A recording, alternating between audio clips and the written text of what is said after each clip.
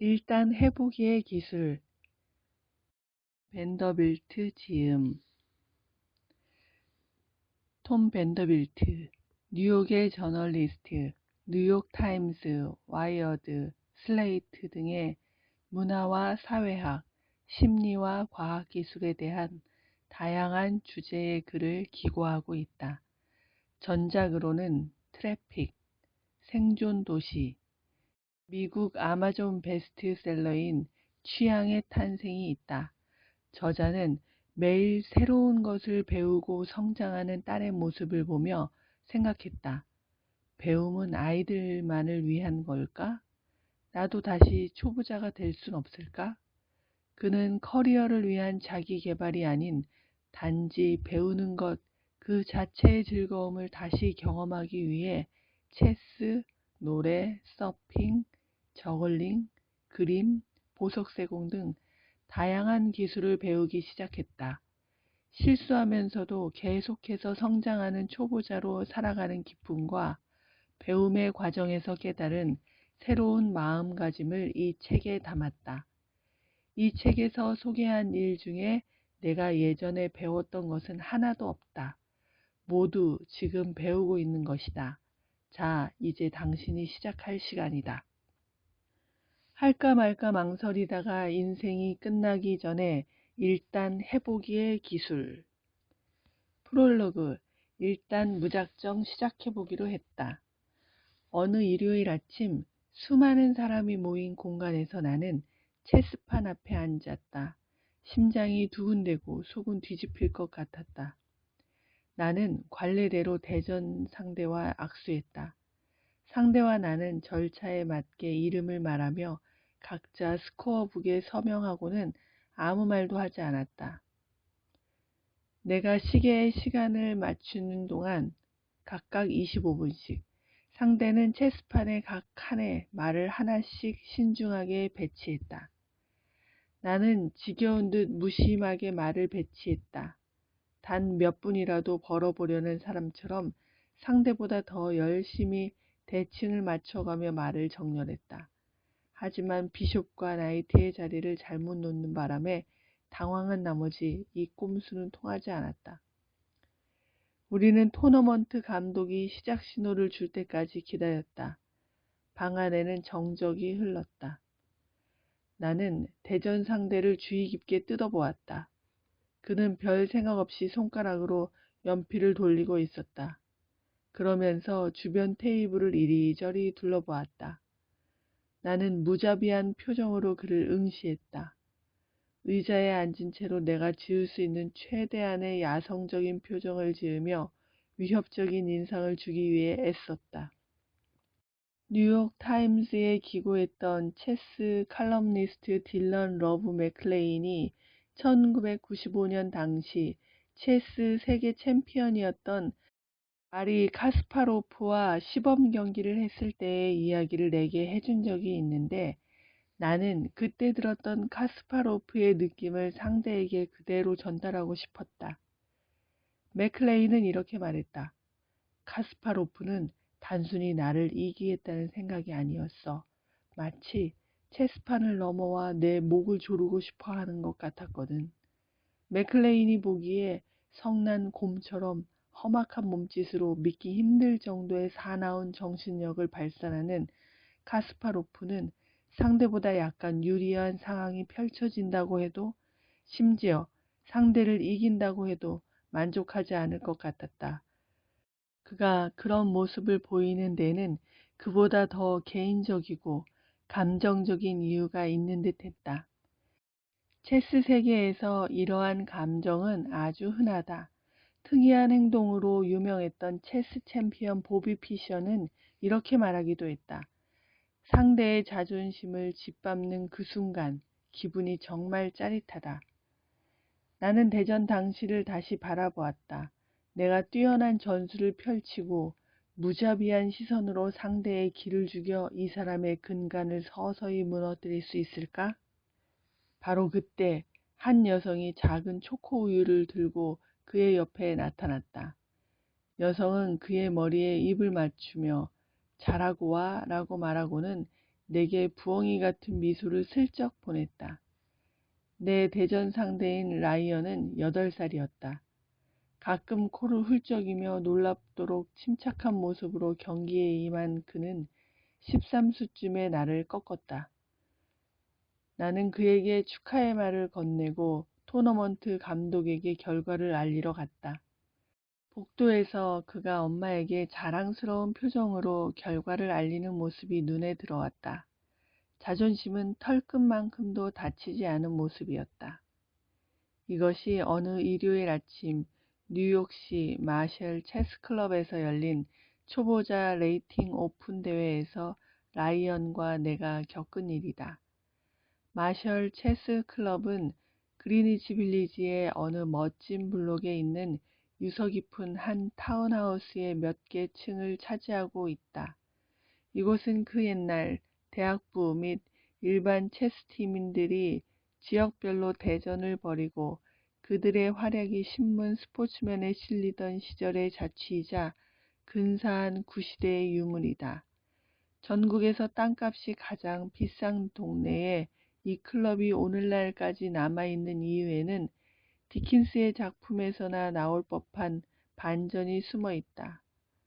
대공황이 한창이던 1931년 체스광이었던 부유한 후원가 몇 명이 프랭크 마셜을 위해 건물을 한 채 매입했다.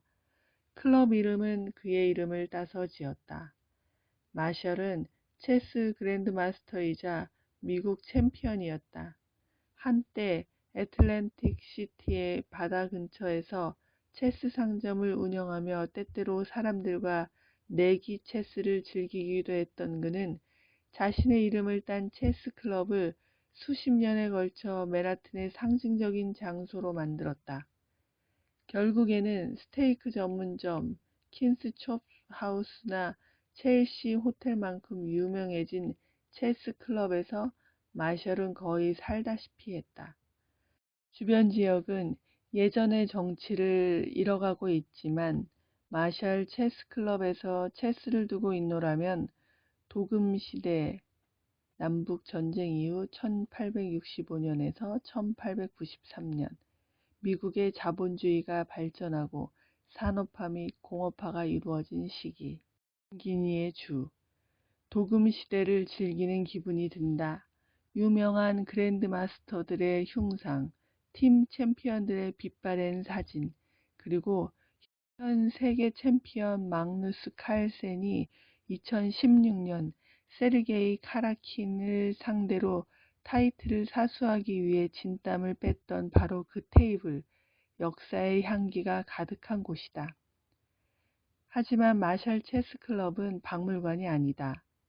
대형 토너먼트가 열리는 주말에 이곳을 찾으면 마치 인력으로 돌아가는 데이터 센터에 온 기분이다. 길게 줄지은 체스판은 마치 컴퓨터의 프로세서 같아 보인다. 저음의 기계 소리가 울리는 가운데 선수들은 말없이 머릿속으로 계산하며 열기를 발산하고 긴장한 이들의 이마에는 구슬땀이 맺힌다. 일요 초보 토너먼트는 레이팅이 아예 없거나 1200 이하인 사람들을 대상으로 하는 만큼 부담이 전혀 없는 대회다. 그랜드 마스터들은 대부분 레이팅이 2500 이상이다.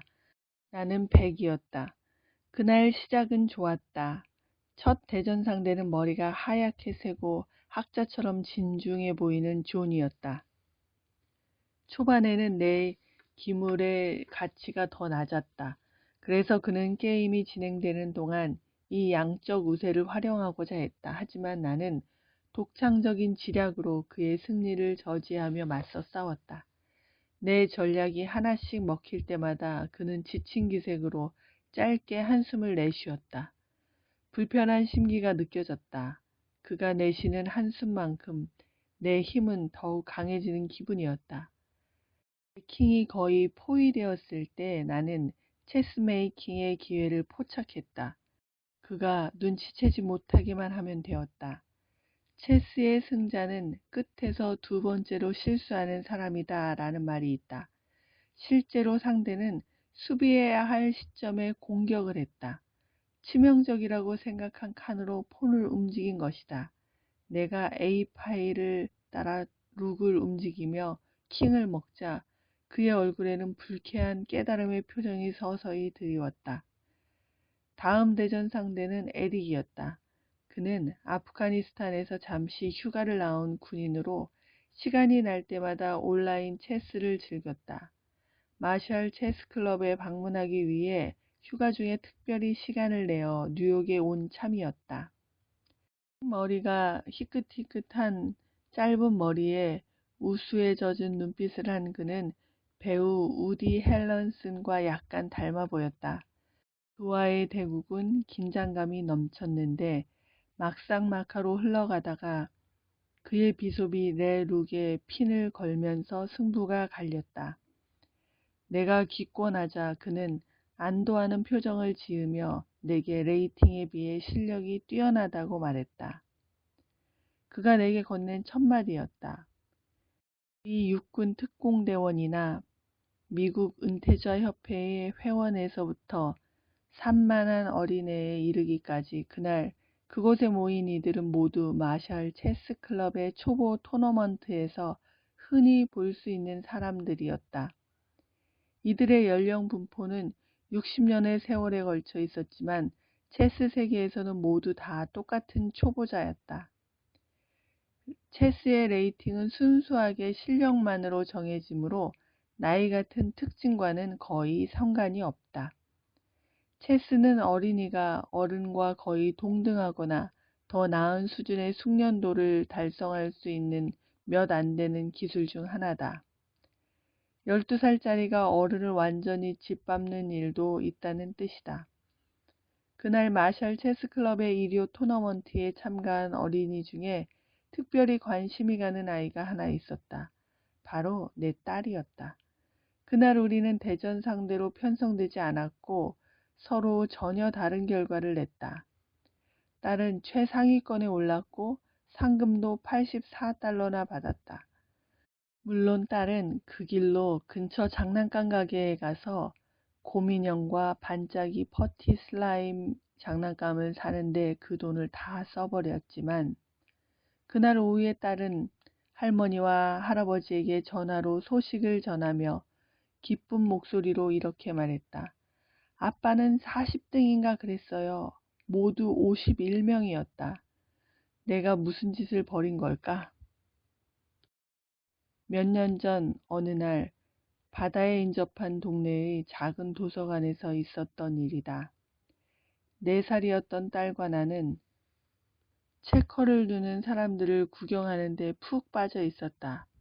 딸은 흥미롭게 생긴 말이 가득 놓인 흑백의 체스판에 시선을 온통 빼앗겼다. 딸은 이렇게 물었다. 이게 뭐야? 나는 대답했다. 체스야. 우리도 해보면 안 돼? 딸이 내게 부탁했다. 나는 무심코 그러자고 고개를 끄덕였다. 그런데 문제가 하나 있었다. 나도 체스를 어떻게 두는지 몰랐다. 어렸을 때 말을 움직이는 방법 등 기본적인 규칙을 배운 것이 어렴풋이 기억나긴 했지만 꾸준히 체스를 둔 적은 없었다. 체스를 둘 줄 모른다는 사실은 평생 나를 쫓아다니며 괴롭혔다. 호텔 로비에서 비어있는 체스판을 보거나 신문 주말 특집판에 실린 체스 퍼즐을 보면 마음이 불편했다. 체스에 대한 기본 지식은 있었다. 피셔나 카스파로프처럼 유명한 체스 선수의 이름도 알았다.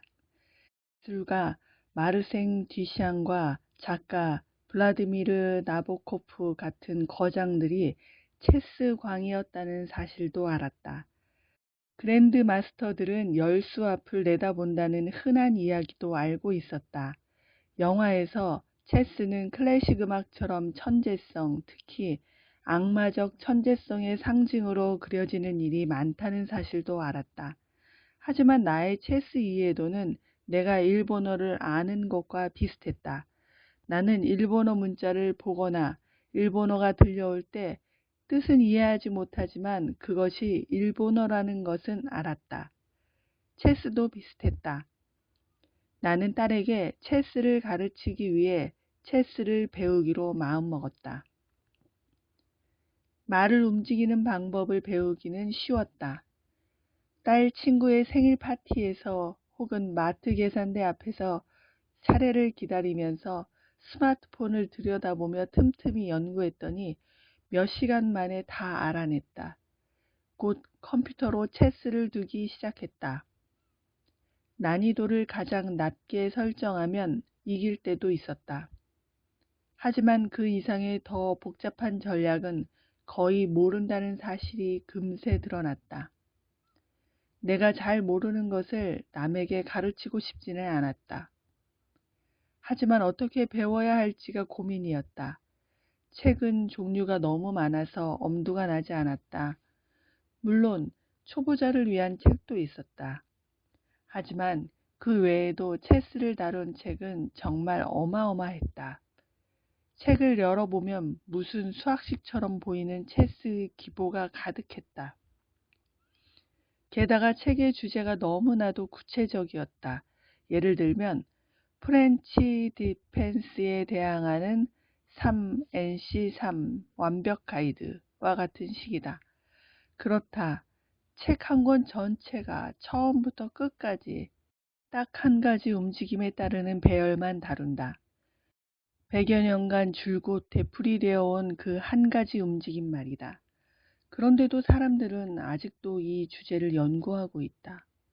100년이 지나고 이를 다룬 수많은 체스 책이 나온 뒤에도 새로 이야기할 내용이 288쪽에 달한다는 것이다. 체스에서는 말을 3번만 움직이면 우주를 구성하는 원자보다도 더 많은 경우의 수가 생긴다는 유명한 말이 있다. 보통 체스 초보자들이 체스를 시작한 지 얼마 지나지 않아 듣게 되는 말이다. 그리고 그 말대로 나는 어린 딸에게 이 엄청나게 복잡한 게임을 가르치려면 어떻게 해야 할지 궁리하며 천문학적인 혼란스러움에 빠졌다. 그래서 나는 자존심 있는 현대의 부모라면 응당할 법한 일을 했다. 바로 코치를 고용하는 것이었다. 다만 딸과 나를 동시에 가르쳐줄 사람이 필요했다. 인터넷을 뒤져서 적합한 사람을 찾아냈다. 브루클린에 사는 폴란드 출신의 사이몬 루톱스키였다. 그에게서는 고풍스러운 격식과 상대를 진정으로 생각하는 엄격함이 느껴졌다. 이 임무를 수행하기에 딱 알맞은 진지한 분위기였다. 체스를 둘 때는 기물을 어찌나 힘차게 움직이던지 극적인 느낌까지 들었다.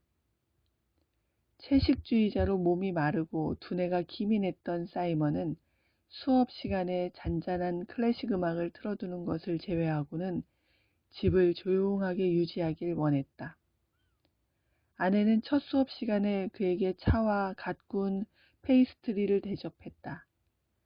페이스트리 대접을 원래 첫 시간에만 할 생각이었지만 금세 관습이 되어버렸고 심지어 나중에는 우스꽝스러운 의식이 되었다.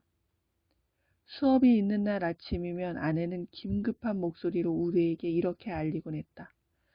우리 이제 사이먼 선생님께 드릴 페이스트리를 만들어야 해. 그 자체로 우아한 체스판과 말, 그리고 간식과 조용한 음악이 한데 어우러지면 우리 집은 완전히 다른 장소가 되었다. 나는 이곳이 오스트리아의 빈에나 있을 법한 살롱이라고 생각했다. 집은 마치 카페인이 흐르는 것처럼 흥분된 분위기로 가득했고 마음을 들뜨게 하는 체스 이론으로 열광의 도가니가 되었다. 그때는 잘 느끼지 못했지만 사실 딸과 나는 본 크기 2명의 인지 실험을 시작한 것이기도 했다. 새로운 기술을 배우는 초보자 2명으로서 말이다. 우리는 약 40년의 시간적 차이를 두고 똑같은 지점에서 시작하는 상황이었다. 지금까지 딸이 살아오는 동안은 늘 내가 전문가였다. 어떤 단어가 무슨 뜻인지 혹은 자전거를 어떻게 타는지를 아는 사람이었다. 하지만 이제 딸과 나는 같은 선상에 섰다. 최소한 이론적으로는 그랬다. 우리 둘 중 누가 더 빨리 배울까? 우리가 같은 방식으로 배울까?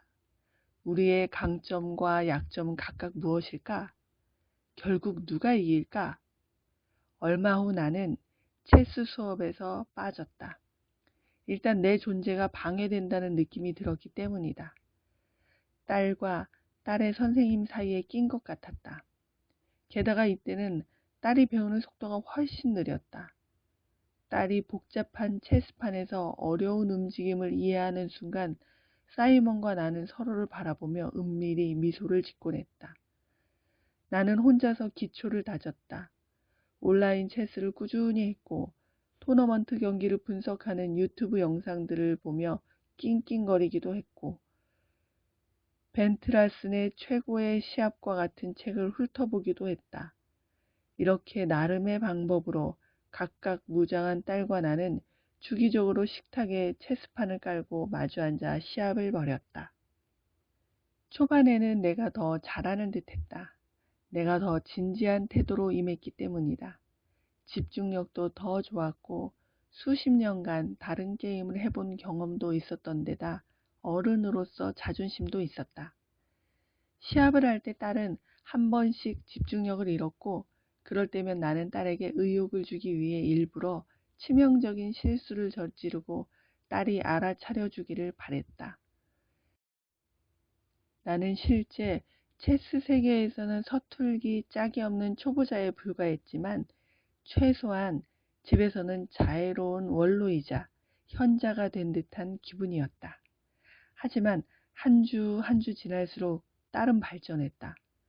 게임 속에 숨어 있는 복잡한 전술을 내게 차분하게 설명해 주기도 했고 내가 온라인 체스를 두며 반드시 이길 거라고 확신하고 있을 때 내게 다가와 실제로는 무승부로 끝날 확률이 높은 이유를 이야기해 주기도 했다. 내가 모르는 전략과 지식도 갖추고 있었다. 딸은 토너먼트에 나가기 시작했다. 동네 도서관 지하에서 소규모로 열리는 토너먼트에 참가하는 수준에서 시작해 결국에 시에서 열리는 큰 대회까지 나갔다. 트로피를 수차례 거머쥐었고 제 또래의 전국 100대 여자 체스 선수 리스트에 꽤 높은 순위로 들기까지 했다. 갑자기 딸을 이기려면 애를 써야 하는 수준이 되었고 가끔씩 질 때도 있었다. 돌이켜보면 이렇게 된 데는 명백한 이유가 하나 있었다.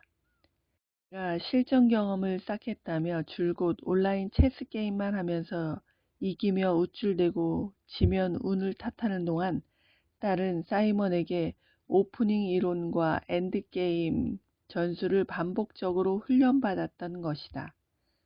딸은 게임에서 지면 왜 졌는지 철두철미하고 자세하게 분석해야 직성이 풀렸다. 중요한 것은 이 과정이 실제 게임보다 오래 걸릴 때가 많았다는 점이다. 유명하지만 종종 오해를 받기도 하는 1만 시간의 법칙을 창시한 심리학자 안데르스 에릭슨의 시각으로 본다면 딸은 의식적인 연습을 한 것이었다. 반면 나는 단순 반복에 그쳤다. 확실한 목표 없이 죽어라 밀어붙이며 실력이 좋아지길 바란 것이었다. 어떻게 보면 딥마인드의 유명한 인공지능 엔진 알파제로와 같은 방식으로 연습한 것이었다. 알파제로는 체스의 기본 규칙만 습득하고는 스스로 4,400만 판을 둔 뒤 체스를 마스터했다. 코치의 도움 없이 스스로 계속해서 체스를 두는 것만으로 전 세계의 누구도 당해내지 못하는 강력한 플레이어가 되었다. 하지만 나는 그만한 시간도 없었고 그만큼 두뇌가 뛰어나지도 않았다. 에릭슨은 이렇게 말했다. 체스 실력을 키우고 싶다면 체스를 두기만 해서는 안 된다. 그랜드 마스터들의 체스 두는 법을 독학해야 한다. 항상 바쁜 인생을 사는 나로서는 주로 지하철을 타고 이동하는 시간에 5분짜리 블리츠 체스 게임을 하는 편이 쉬웠다. 어쨌든 내 관심은 딸에게로 돌아갔다. 딸은 제대로 된 교육을 받아야 하는 재능 있는 아이였다. 여기저기서 트로피를 타오고 있었다. 나보다는 딸의 발전이 더 중요했다. 학생 토너먼트에 나간 딸은 대여섯 시간씩 기다리는 일도 생겼다. 자녀에게 열성적으로 체스를 교육하는 전형적인 체스데드가 된 것이다. 아이를 기다릴 때면 마치 그저 그런 공항에 발이 묶인 채 지연된 비행기를 기다리는 기분이다. 시간을 때울 편안한 장소를 찾아 헤매보지만 결국 학교 건물 지하에 창문도 없는 곳으로 가서 스마트 기기가 꺼지지 않도록 전기 콘센트 근처에 자리를 잡고 먼지 뭉치가 굴러다니는 타일 바닥에 앉는다. 쾌쾌한 공기를 들이켜며 학부모가 운영하는 매점에서 과자를 사다 아작아작 먹는다. 일을 해보려 하지만 불안해서 집중이 안 된다. 결과가 어떻게 나올지 초조한 마음으로 딸이 시합을 끝내고 돌아오길 기다리며 자꾸 복도 끝을 쳐다본다. 그러다 딸이 나타나면 얼굴을 보자마자 0.0001초 만에 이겼는지 졌는지 바로 알 수 있었다. 웃는 얼굴로 뛰어올 때도 있었고 축 늘어진 어깨로 터덜터덜 걸어오며 눈물을 글썽일 때도 있었다. 어떤 반응이든 마음이 아팠다. 딸이 눈물을 보일 때면 내가 왜 우리 딸에게, 아니 솔직히 말하자면 나 자신에게 이런 일을 겪게 하는지 모르겠다는 생각이 들었다. 처음에는 간단하고 흥미진진한 탐험이었던 것이 이제는 심각한 일이 되어버렸다. 도대체 왜 이러고 있는 것인가? 체스를 뛰어난 지능과 학업적 성공으로 연결짓는 사회적 이미지에 휩싸였던 이유가 컸다. 논리적인 증거가 불충분하다는 것을 알면서도 그랬다. 그런 연구 결과가 있다고 하더라도 규모가 작은 연구인 경우가 많다. 보통 이런 연구의 대상은 자신이 연구에 참여하고 있다는 사실을 잘 아는 의욕 충만한 체스 선수들이다. 체스 관련 조직이 직접 연구를 진행하는 경우도 많다. 이때는 인과관계의 방향성이 큰 문제가 된다. 아이들이 체스를 두면 똑똑해지는가? 아니면 똑똑한 아이들이 체스를 좋아하는가? 만약 체스와 지능의 연관성이 깊다면 체스를 두는 사람들이 체스를 두지 않는 사람들보다 일반적으로 더 똑똑하다고 생각할 수도 있을 것이다. 그러나 다시 말하자면 그렇다는 명확한 증거는 없다. 그런데도 나는 체스에 확실한 장점이 있다고 생각했다. 한 교육자가 말했듯이 체스는 사고하는 방법을 가르치는 것이다. 나는 체스가 게임의 형태로 집중력, 문제 해결력, 기억력, 적용력을 가르침으로써 경직된 학교 교육의 대체제가 될 수 있다고 믿었다. 체스 토너먼트에서 눈물 날 정도로 아픈 패배를 겪는 것 역시 도움이 된다고 생각했다. 크게 의미는 없지만 가슴 찢어지는 결과를 받아들이는 것은 앞으로 인생에서 겪을 더 큰 도전을 미리 연습할 좋은 시작점이라고 믿었다. 그리고 그 결과가 그렇게 의미 없는 것은 아닐 수도 있었다. 어림잡아 딸의 대전 상대는 넷 중 셋이 남자아이였다. 변화를 향한 노력에도 불구하고 체스 세계에는 여전히 남성 우월주의가 존재한다. 남자 선수들의 레이팅이 더 높은 경향이 있는데 이는 남자 선수가 훨씬 더 많기 때문에 통계적으로 당연한 결과라는 의견도 있다. 하지만 여기에는 숨은 이야기가 있다. 학생 체스 토너먼트를 다룬 한 연구에서는 여학생들이 남학생과 붙을 때 실력을 제대로 발휘하지 못하는 경향이 있다는 것을 발견했다. 연구자들은 이렇게 말했다. 여자아이들은 자신의 초기 레이팅으로는 설명되지 않는 수준으로 남자아이들에게 지는 일이 많다. 연구자들이 세운 가설에 따르면 그 이유는 고정관념 위협이다. 여학생들은 남학생을 상대로 싸울 뿐 아니라 남학생보다 못하다는 인식과도 싸우는 것이다. 게다가 자신의 레이팅만큼 실력을 발휘하지 못한 여학생들은 다음의 토너먼트에서의 출전 횟수가 더 적어질 것으로 예상했다. 남학생들에게는 이런 현상이 나타나지 않았다. 인생은 이렇게 악순환으로 가득하다. 지금 당장 정면으로 대응해서 일을 끝내야 한다. 내가 체스네드로서 가장 뿌듯했던 순간은 큰 토너먼트에서 어떤 남자아이가 자기 팀원들에게 하는 이야기를 우연히 들었을 때였다. 그 아이들은 보라색 티셔츠를 맞춰 입은 헌터 컬리지 초등학교 체스팀의 정예 선수단이었는데 한 남자아이가 이렇게 말했다. 분홍색 토끼 티셔츠 입은 여자아이를 조심해. 딸이 처음으로 학생 토너먼트에 참가했을 때 나는 다른 부모들과 이야기를 나누곤 했다. 부모들에게 체스를 두느냐고 묻기도 했다. 그러면 그들은 보통 미안해하는 표정으로 미소를 지으며 어깨를 으쓱해 보였다. 내가 체스를 배우겠다고 나섰을 때 주변에서는 밝은 목소리로 화이팅이라고 말하면서도 굳이 그걸 왜 배우느냐는 듯한 태도를 보였다. 체스가 아이들에게 그렇게 좋다면 어른들은 왜 안 배우는 걸까? 어떤 사람이 아이를 기다리며 앵그리버드 게임을 하는 모습을 보니 그 사람의 어깨를 툭 치고 이렇게 말해주고 싶었다.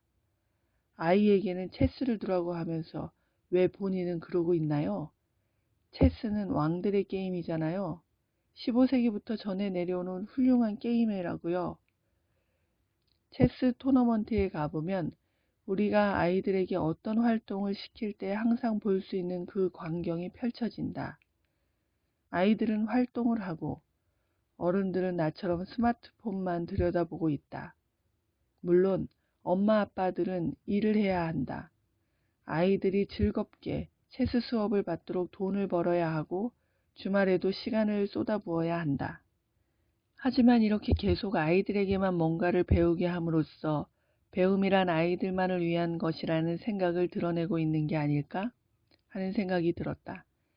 한 번은 토너먼트에 나간 딸을 기다리는 중에 복도를 걸어가는데 한 교실 안을 들여다보니 강사로 보이는 한 사람과 학부모들이 여러 명 모여 있었다.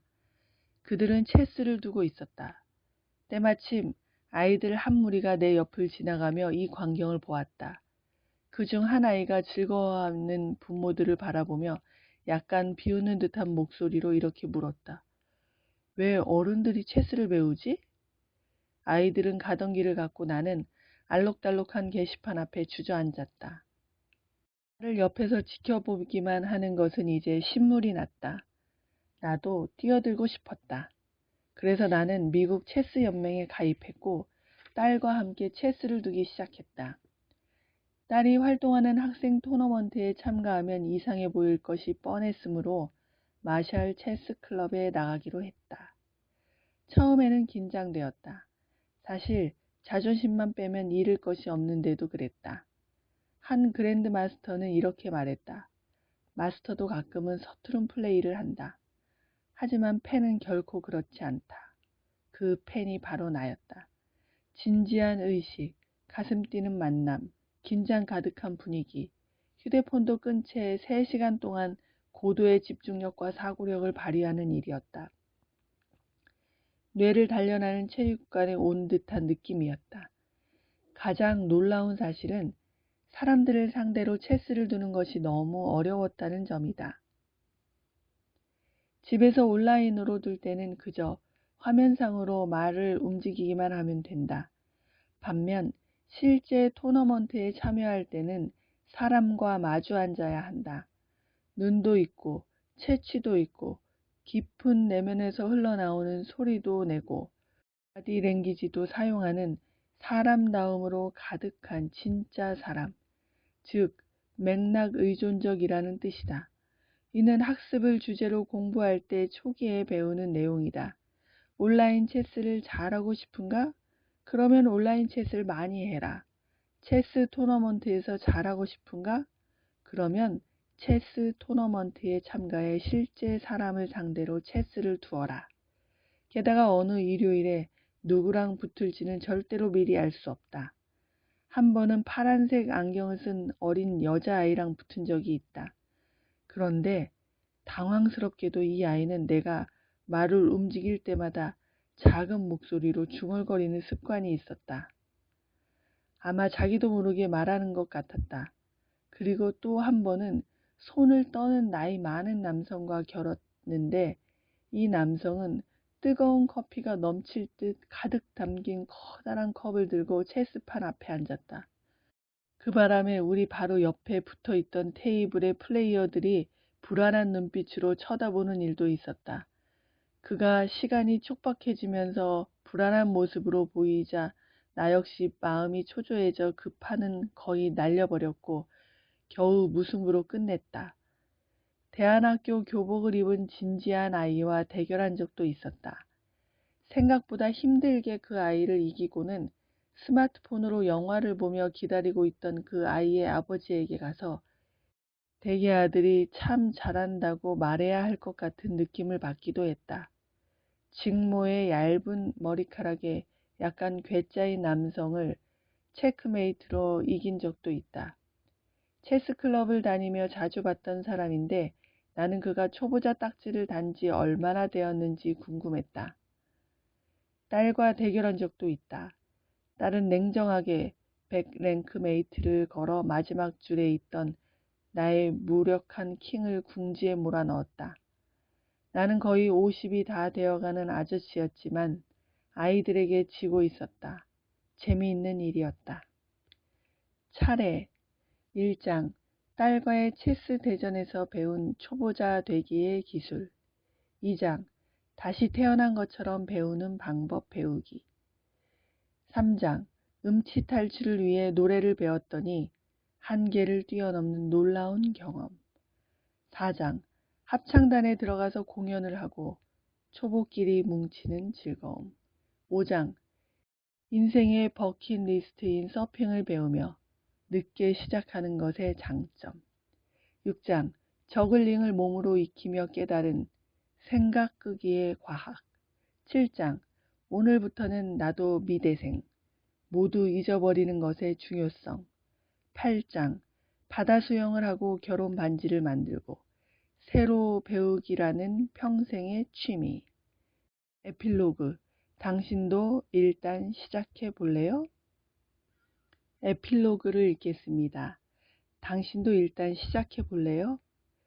이 책은 하루아침의 성공 이야기가 아니다. 나는 큰 체스 토너먼트에서 우승하지도 않았고 파이프라인에서 켈리 슬레이터와 함께 서핑을 한 적도 없고 아메리칸 아이돌로 뽑히지도 않았다. 나는 그동안 내가 하고 싶었던 여러 일에서 겉으로 보기에 적당한 수준의 실력을 달성했다. 하지만 이런 일들을 하면서 나는 잊을 수 없을 만큼 엄청나게 즐거웠다. 행복 자체를 찾으려고 했던 것이 아니다. 행복 자체를 목적으로 삼으면 행복을 찾을 수 없다는 철학가 존 스튜어트 밀의 생각에 동의한다. 그는 행복을 찾으려면 자신의 행복 이외에 다른 대상에 마음을 집중해야 한다라고 말했다. 그는 이 대상 중 하나로 예술 혹은 목적을 꼽았다. 그는 이렇게 말했다. 자신이 행복한지 아닌지 묻지 말고 자신을 행복하게 하는 일을 하라. 행복을 추구하지 말고 뭔가를 추구하며 그 안에서 행복을 찾으라. 나는 여기에 한마디만 추가하고 싶다. 얼마나 잘하는지는 걱정하지 말라. 이 책이 끝난 뒤에도 내 배움은 계속되고 있다. 무한히 계속될 것이다. 그리고 솔직히 말하자면 이 모든 것에서 다 똑같은 열정을 느끼지는 않는다. 나는 소묘 수업을 정말 좋아했지만 수업 시간이 아닐 때도 그림을 그리고 싶다는 떨칠 수 없는 욕망을 느끼지는 않았다. 공원 벤치에 앉아서 격렬하게 스케치하는 건 내 모습이 아니다. 내가 그런 욕망이 있었더라면 진작 표출했을 것이다. 그렇다고 가치가 없다는 뜻은 아니다. 그림 그리기는 여전히 내게 매우 즐거운 연습이다. 수업이라는 참여할 수 있는 형태의 구조화된 환경과 시간 안에서만 주로 즐기기는 하지만 말이다. 내가 그림 그리기에 열정을 느끼고 있을까? 잘 모르겠다. 더 오래 그림을 그리다 보면 그렇게 될 수도 있겠다. 열정이란 이 세상 어딘가에 혹은 자기 마음 속에 비밀스럽게 숨어있는 단 하나의 존재이며 어느 날 갑자기 나타나 마법처럼 인생을 바꿔준다는 생각은 매우 의심스럽다. 심리학자 캐럴 드웨의 연구팀이 주장했듯이 열정이란 세상 어딘가에서 발견하는 것이라는 고정관념이 있는 사람들은 그 열정이 무한한 동기를 주며 그 열정을 추구하는 것은 힘들지 않을 거라고 예상한다. 마치 열정만 찾으면 알아서 모든 것이 해결될 거라고 생각한다. 하지만 기술을 학습하는 일은 어려우며 힘든 상황에 부닥치는 순간 이들은 그것이 결국 자신의 열정이 아니었다고 생각할 수도 있다. 반면 열정이란 키워나가는 것이라고 믿는 성장의 사고방식을 지닌 사람들은 처음에는 쉽지 않을 수도 있다는 사실을 잘 안다. 이러한 사람들은 도전적인 성향에 부딪히면 오히려 더 동기를 부여받아 포기하지 않고 그 목적을 추구하려 들 것이다. 당신은 내가 어떻게 이 모든 것을 단 몇 개월 안에 정복했는지 읽고 그 비밀을 배워서 자신에게 적용하겠다는 마음으로 이 책을 읽었을 것이다.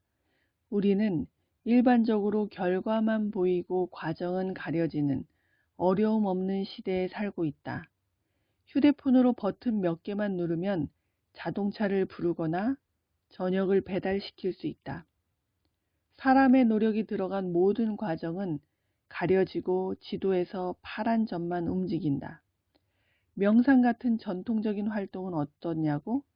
그것을 알려주는 앱이 있다. 인터넷 검색창에 노래 잘하는 법이라고 치면 자동 완성으로 뭐가 나올까? 5분 안에, 30일 안에가 나온다. 경두개 직류 자극같이 학습 속도를 높일 수 있다는 약물이나 기술을 다룬 숨막히는 연구 결과들도 나온다. 그리고 나 역시 고음에서 이탈이 일어나거나 체크메이트를 당할 때면 매트릭스의 키아누 리브스처럼 자고 일어나서 눈을 딱 뜨고는 나 쿵푸를 할 줄 알아 라고 외치고 싶다고 생각했다.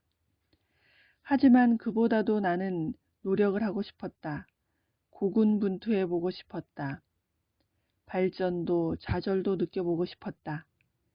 이 과정은 비행기 여행이 아니라 발로 걷는 여행이었다. 작가 데니얼 부어스틴은 여행가가 되려면 트라바유가 필요하다고 말했다. 트라바유는 고통스럽거나 고된 노력을 뜻하는 프랑스어 단어다. 이것이 없으면 그저 관광객이 된다.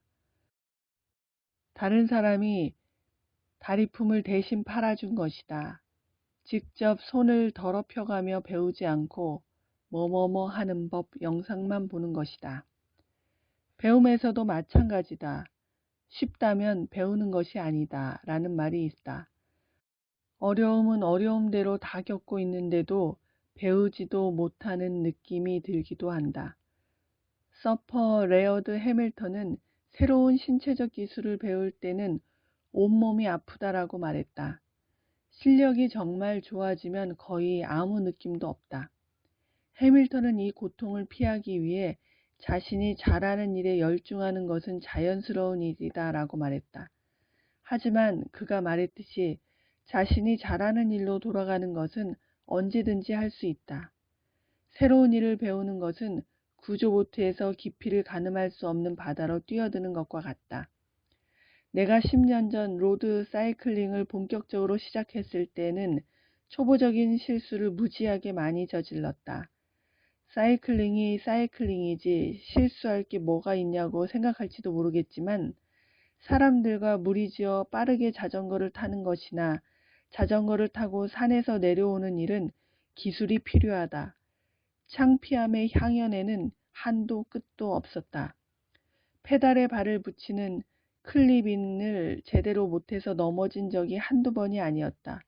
그것도 꼭 사람이 많은 신호등 앞에서 그랬다.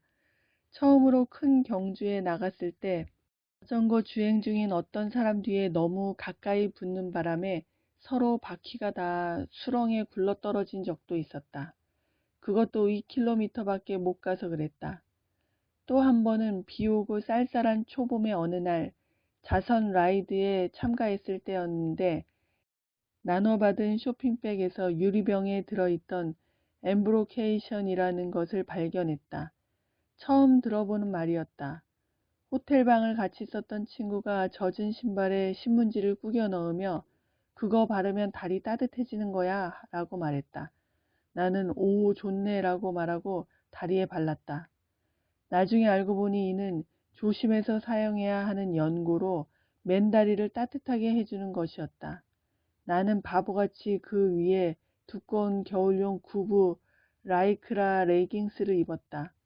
그냥 따뜻한 수준이 아니었다. 6시간 동안 피부가 벗겨질 것 같이 불타올랐고 그 열기는 금세 아랫도리까지 번졌다. 이 모든 일을 겪으며 나는 창피했고 심지어 고통스럽기까지 했다.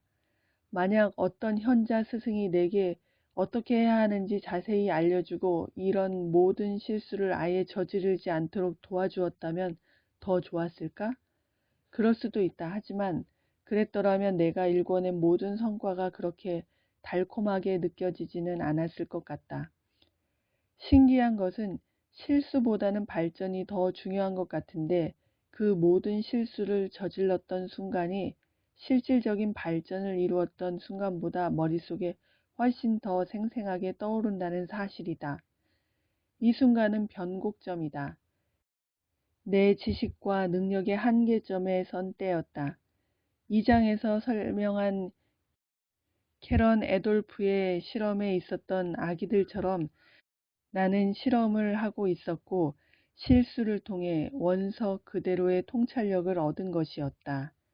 나는 이 실수를 극복함으로써 미래에 문제가 발생했을 때 그 문제를 좀 더 쉽게 해결할 수 있었을 뿐 아니라 나와 같은 실수를 저지르는 다른 초보자들을 보았을 때 더 깊이 공감할 수 있었다. 나도 초보 때 그랬어요. 또한 나는 이 책을 쓸 때 숨어있는 재능을 발견하는 이야기를 다룰 의도는 없었다. 적어도 그 발견이 내 인생의 방향성을 바꿀 만큼 중요한 일이 된다는 이야기를 하려는 생각은 아니었다. 나는 그저 지금의 내 수준에서 하는 것이 좋고 앞으로도 내가 할 수 있는 만큼만 해 나갈 것이다. 나를 비롯한 어떤 사람도 내가 숨은 노래 고수라거나 미술계에 다듬어지지 않은 원석 같은 존재라고 생각하지 않았다. 나는 그저 몇 가지를 시도해 보고 싶었고 어떤 결과가 나오는지 보고 싶었다. 부모가 아이들에게 여러 가지 경험을 시켜주어야 한다고 끊임없이 생각하듯이 나는 나 자신에게 여러 가지 일을 해보도록 허락하고 싶었다. 내가 고군분투하고 성장하는 모습을 딸이 보길 바랬다. 단순히 몇 가지 일의 실력을 키우는 것을 넘어서서 나는 배우고자 하는 욕구를 되살리고 싶었다. 그리고 새로운 일을 배우는 것은 전염성이 있다는 사실을 발견했다. 나는 책에 소개한 일들을 배우는 동안에도 갖가지 별 희한한 일에 첫 도전을 했다. 처음으로 마라톤을 뛰었다. 처음으로 스노보드도 탔다. 요트에도 발만 살짝 담가 보았는데 그 방대한 용어와 장비에 기겁을 했다. 열정적인 딸 덕분에 매주 신기한 일에 처음 도전하는 듯하다. 몇십 년 만에 처음으로 아이스 스케이트와 스케이트보드도 타보았다. 딸이 육상 연습을 할 무렵에는 멀리 뛰기를 하며 오후 시간을 보냈다. 멀리 뛰기는 나눗셈을 배우던 시절 이후로는 그다지 생각해보지 않았던 것이다. 수학자 리처드 해밍은 과학자와 공학자 사이에서 흥미로운 차이를 끌어냈다. 그는 이렇게 썼다. 과학에서는 내가 지금 무엇을 하는지 알고 있다면 그 일을 해서는 안 된다. 즉, 과학은 우리 지식의 경계선 너머에 있는 것을 탐구한다는 의미다. 과학은 실험과 실패에 관한 것이었다. 입증된 가설에는 손댈 필요가 없었다. 하지만 공학에는 내가 지금 무엇을 하는지 모른다면 그 일을 해서는 안 된다. 공학자의 과제는 수량화된 수준의 성과를 보장하며 그 일이 실패하지 않도록 하는 것이다. 아무도 실험의 다리를 건너려고 하지 않는다. 직업적으로 보면 우리는 대부분 공학자다. 우리는 신뢰할 수 있는 역량을 제공해야 한다.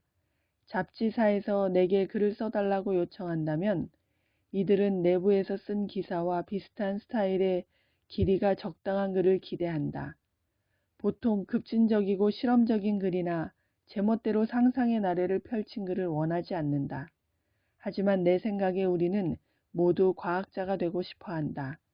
우리는 이리저리 시도해보고 일을 망치기도 하고 경계선을 더욱 넓히며 어떤 일이 일어날지 보고 싶어 한다. 우리는 결과에 대한 걱정 없이 어려운 일에 도전하고 싶어 한다. 매일 아침 욕실 거울로 바라보는 이 사람 안에 또 어떤 다른 차원이 있을지 알아보고 싶어 한다.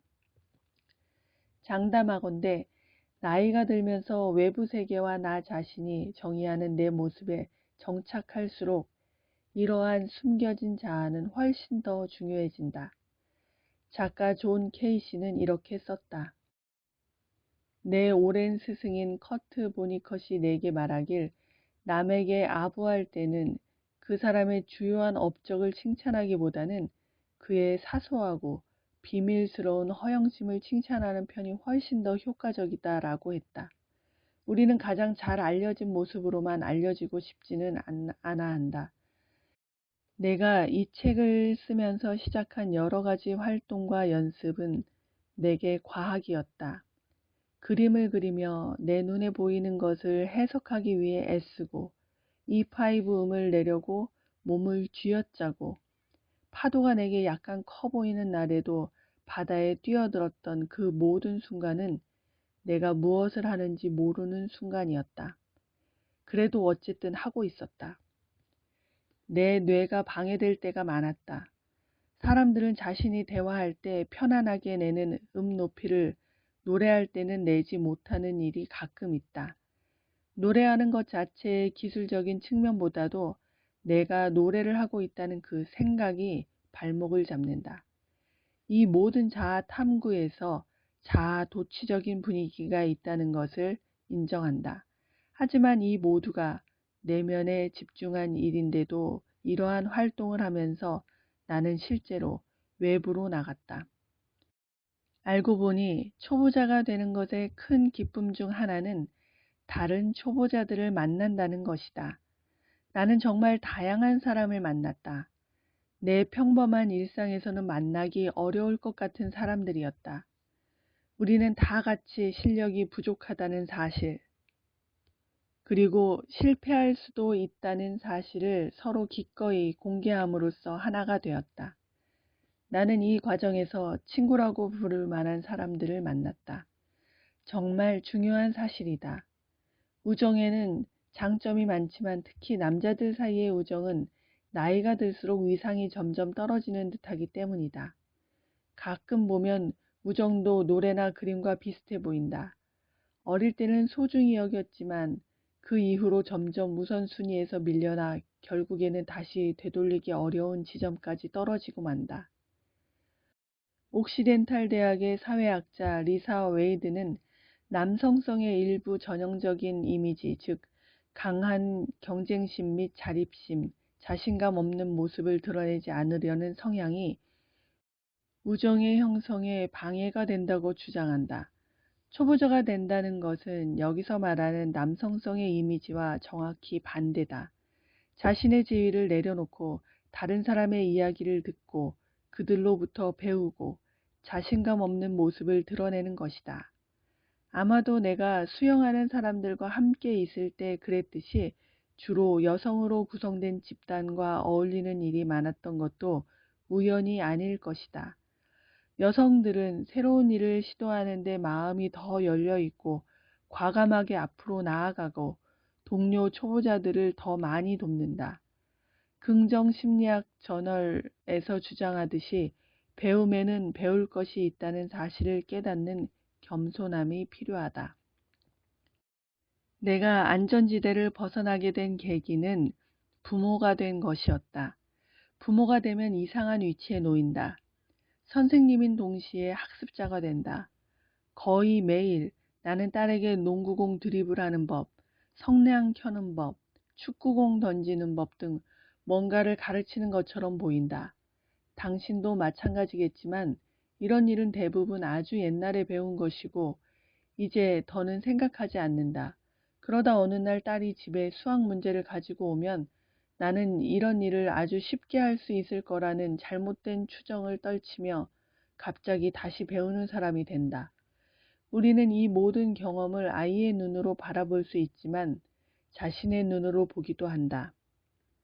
우리 동네 스케이트장은 비슷한 실력으로 스케이트장을 돌아다니는 아이들과 부모로 가득하다. 우리가 아주 오래전에 했던 일을 여전히 할 수 있다는 사실을 깨달으면 당신은 아마 깜짝 놀랄 것이다. 기술은 몸에 저장된 기억과 같다. 부모와 자녀가 함께 새로운 것을 배우면 더 좋다. 인공 암벽에서 줄을 잡고 내려오기, 쿠키 만들기, 새로운 게임 하기 등 어떤 것이라도 좋다. 그렇게 함으로써 당신과 아이의 성장에 제로섬 게임의 경쟁 상대가 될 필요가 없다는 사실. 아이들의 학습이란 꼭 부모가 멀리 떨어져서 관리해야만 하는 것이 아니라는 사실. 그리고 아이들만의 것이라고 굳게 생각했던 배움이 어린 시절에 끝날 필요가 없다는 사실을 깨닫게 될 것이다. 내 실험은 계속되고 있다. 내가 띄운 작은 배들은 계속 앞으로 나아가고 있다. 이 책에서 소개한 일 중에 내가 예전에 배웠던 것은 하나도 없다. 모두 지금 배우고 있는 것이다. 자, 이제 끝났으니 당신이 시작할 시간이다.